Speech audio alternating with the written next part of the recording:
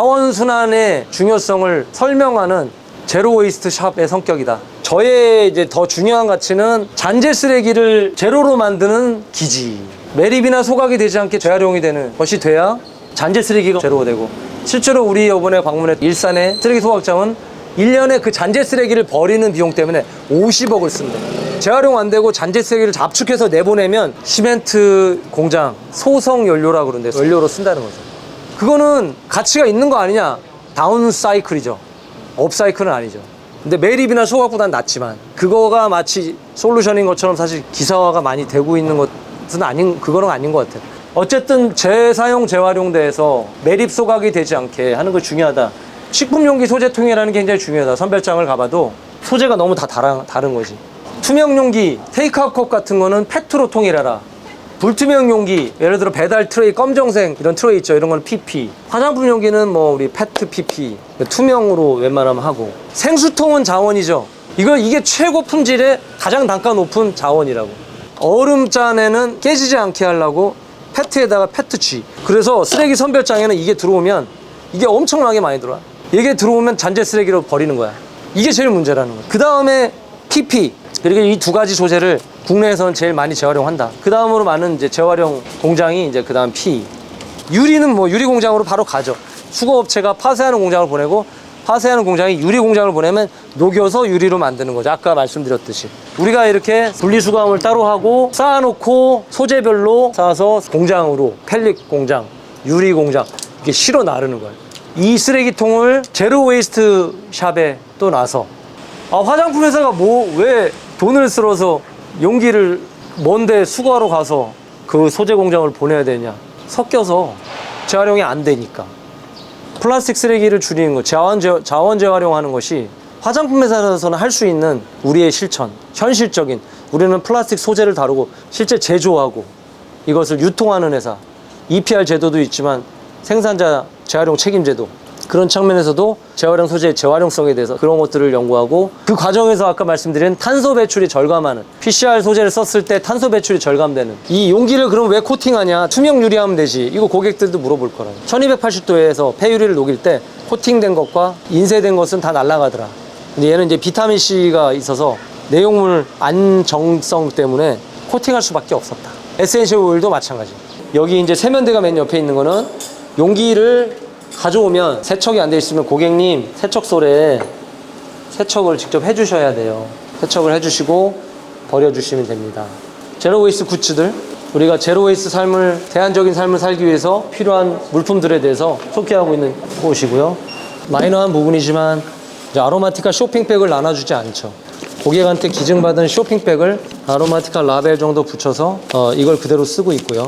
우리나라가 뭐 재활용률이 떨어진다, 분리배출 굉장히 높고 그런 얘기를 하잖아요. 그래서 이런 시스템이 잘 안 돼 있어요. 특히 우리나라가 이쪽 재활용 소재를 제조하는 쪽, 이런 것들을 또 제품으로 만드는 이런 게 잘 안 돼 있어요. 쓰레기가 다시 버진 플라스틱, 버진 원사와 함께 50대 50이든 100%든 이렇게 섞어 써야 쓰레기가 매립되거나 소각되는 거를 줄일 수 있는 거죠.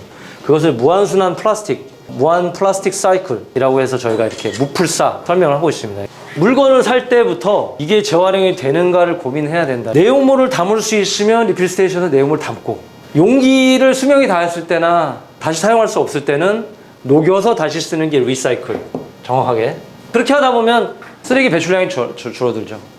탄소 배출 얘기를 하는데 탄소 배출을 줄인다. 모래를 녹이는 것보다 폐유리를 녹이는 게 10분의 1의 탄소 배출량이라고 그랬죠. 1280도에 얘는 이틀을 녹여야 되고 얘는 하루면 녹는다. 유리 공장에서 직접 보고 들은 거예요. 우리가 원래는 폐유리의 20-30% 섞는 게 유리의 보통 유리인데 90%를 폐유리를 썼기 때문에 탄소 배출이 10분의 1이 된다. 그죠? 굉장히 의미가 있는 용기고요. 페트 같은 거는 생수통만 되고 또 플라스틱 자체 소재 구분이 안 되니까 화장품 용기는 그동안 그냥 선별장이나 펠릿 공장에서 재활용이 안 되는 걸로 알고 있어요. 그거를 깨려고 하는 거죠. 저희가 선별장에 가서 교육하고 펠릿 공장에 대해서 교육하고, 선별장을 거치지 않고 펠릿 공장으로 바로 보내서 그 소재를 물리적으로 동일한 소재로 다시 용기로 태어나는 것이 이제 저희가 하는 재활용 플라스틱인 거죠. 버진 플라스틱을 만들 때보다 재활용 플라스틱을 만드는 이 공정이 탄소 배출이 더 적다. 왜냐하면 이 앞단에 석유화학 공정을 엄청 거쳐야 되는데 얘는 만들어진 상태를 잘라서 녹여서 좀 씻어서 말려서 다시 만들기 때문에 그 탄소 배출이 적다는 거예요. 그러면 얘를 버렸을 때 얘가 매립이나 소각이 됐을 거를 대신에 다시 녹여 쓸 수 있으면 그만큼의 쓰레기를 절감할 수 있는 거잖아요. 작년에 우리가 81톤의 쓰레기를 줄였다. 한 번 더 쓴 거죠. 무한대로 쓸 수 있냐 물어보는 고객들이 있는데 PCR 재활용 플라스틱은 무한대로 다시 재활용할 수 있어요. 재활용 플라스틱으로 저희가 모든 용기를 다 바꾼 거예요. 처음에 50% 했다가 100% 해서. 그래서 일반 페트에 비해서 재활용 페트 100%가 좀 어둡습니다. 지금 화장품은 저희처럼 투명 플라스틱을 하는 데가 없기 때문에 페트를 화장품을 아예 소각을 해버리는 거죠. 예.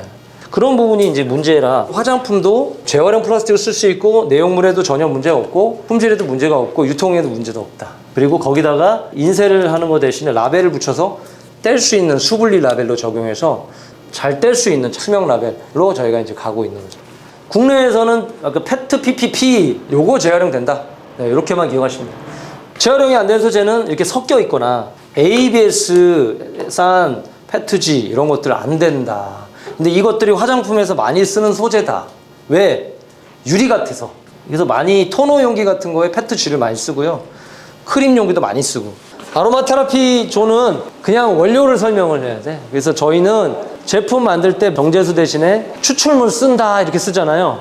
그 추출물은 추출물 만드는 원료회사에서 납품 받아요. 향은 향료회사에서 받아요. 그리고 화장품 회사는 제조사는 그걸 배합을 해요. 그걸 화장품 포뮬레이션 처방 기술이라고 그러고, 보통 화장품에서 그것도 안 하고 뭐예요? 디자인하고 기획만 하죠. 마케팅만 하죠. 1000개의 제조회사가 10,000개의 브랜드의 제품을 만들어주고 있다. 아로마티카는 제조사도 안 하는 원료 상의하는 원료를 수입해서 원료를 추출하고 향도 조향하고, 그 조향은 원래 향료회사에서 하는 거거든요. 그럼 예를 들어 용매 추출이다. 로즈마리를 보습제에다 담궈서 고온 창고에다 놔두면 로즈마리 저기 에센스가 돼요. 그러면 담가놔. 그럼 제조행위가 없죠. 가마 배합이 없다고. 저탄소 공정이 되는 거죠. 그런 것들도 중요하다. 공정을 어떻게 할 것인가.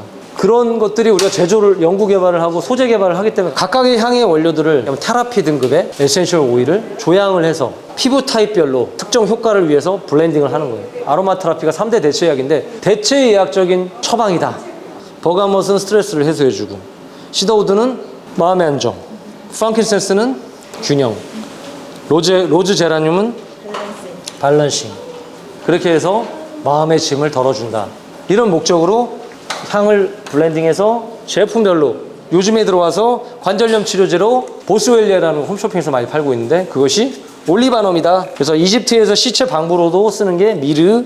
아가우드는 성경에서 왕의 향기는 모략과 침향이다. 모략과 미르와 침향, 아가우드다.